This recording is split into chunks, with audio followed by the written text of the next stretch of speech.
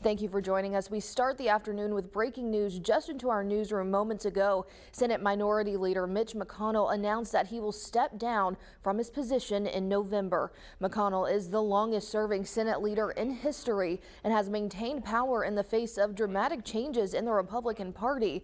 Though he is set to step down as Minority Leader, McConnell says he plans to serve out his Senate term, which ends in January 2027.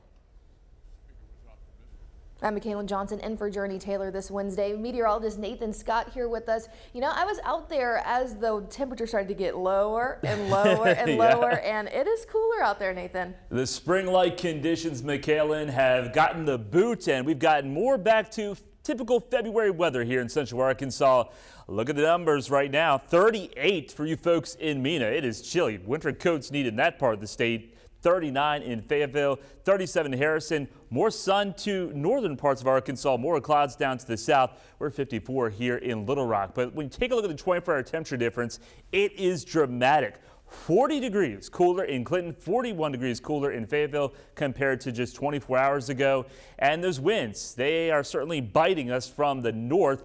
Still on the gusty side, seeing gusts to 31-mile-per-hour winds in Little Rock. Those winds will be dying down as we go into the course of the afternoon. A little bit of rain still possible for South Arkansas, but the story today, mixture of sunny clouds. Temperatures this afternoon, low to mid-50s. We've got a chance of rain to talk about for your Thursday. More on that forecast coming up. Nathan, thank you. Now to an update after an escapee from Benton is back in custody after being caught in North Little Rock. We previously told you Joseph Alexander escaped from the Rivendell Behavioral Facility on Monday. There he was in custody facing charges related to aggravated assault after an altercation with police. We can confirm he has been found. Authorities say a trooper with state police caught up with him before noon yesterday. Concerns are growing for Little Rock's board of directors over whether or not Summit Utilities will increase their rates again. The company asked for a rate increase back in January. If approved, folks could pay up to $18 more for their bill. While Summit says the money would go toward maintaining their systems and daily operations, the city of Little Rock worries about the effect this would have on residents. But the bottom line is it impacts the citizens, regardless of whether it's an increasing in your cost of gas or whether it's this kind of increase. The request is currently under review by the Public Service Commission, so it could take around 10 months before customers know if their bill will go up. And meanwhile, Central Arkansas Water Company is looking to expand into western Pulaski County. The company broke ground this morning, marking the start of a construction project decades in the making. Their plans aim to enhance water infrastructure and provide high-quality drinking water to places like the Ferndale area for the first time.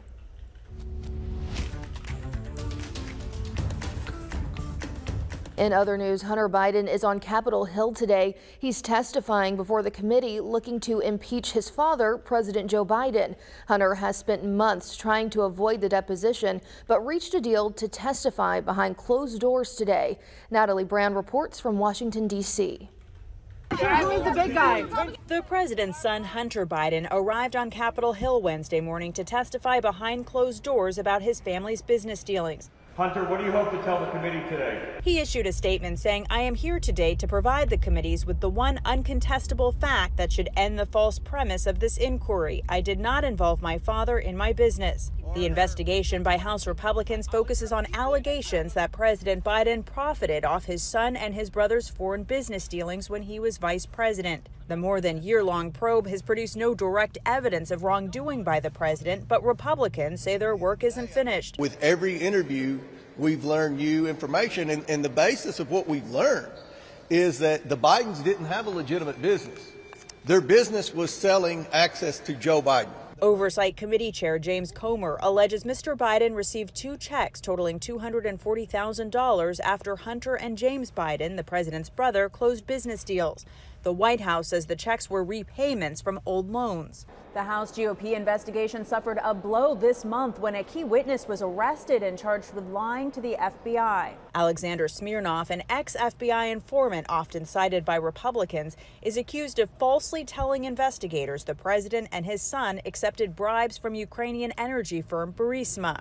Prosecutors say some of the information came from contacts with Russian intelligence. The whole thing has had a very strong whiff of Russian disinformation from the very beginning. But House Republicans say they're pressing on with the inquiry, with more subpoenas and witness interviews to come. Natalie Brand, CBS News, Capitol Hill. Now on the election stage, President Biden and former President Trump are both projected to win their primary race in Michigan. The win marks Trump's 5th straight victory in the GOP race. Nikki Haley was met by supporters at a campaign event in Colorado as they urged her to remain in the race. Meanwhile, Biden faced pushback from those who oppose his handling of Israel's war on Hamas. However, earlier this week, Biden announced a possible deal to pause fighting overseas. We're close. It's not done yet. And my hope is by next Monday, we'll have a ceasefire. Tomorrow, President Biden and Donald Trump are both expected to shift their focus to immigration, with trips scheduled to the southern border. And continuing with elections, with Super Tuesday around the corner, here at home, you have under a week to get out and vote. A reminder that places like the Sue Cowan Williams Library will be closed for renovations, adding to the list of polling locations that will no longer be open. To check for polling sites, you can head over to sos.arkansas.gov. You have up until March 4th to cast an early vote, as Election Day falls on March 5th. Spring break is just weeks away for some students. One program is making sure no child is missing out on a hot meal while school's out. Be Mighty Little Rock operates in the Central Arkansas Library System. According to the program's director, one of the most significant points of food insecurity for children happens when they take a break from school. They're looking to change that by stepping in to provide meals for a number of families. The services we provide, we are able to reach entire families. So while we are kid focused, we can do intergenerational work to help out caregivers and parents as well.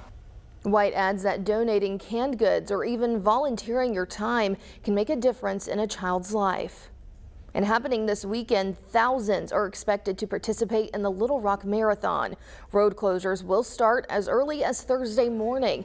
On Saturday, closures will begin around 4 in the morning and should last until 2 in the afternoon.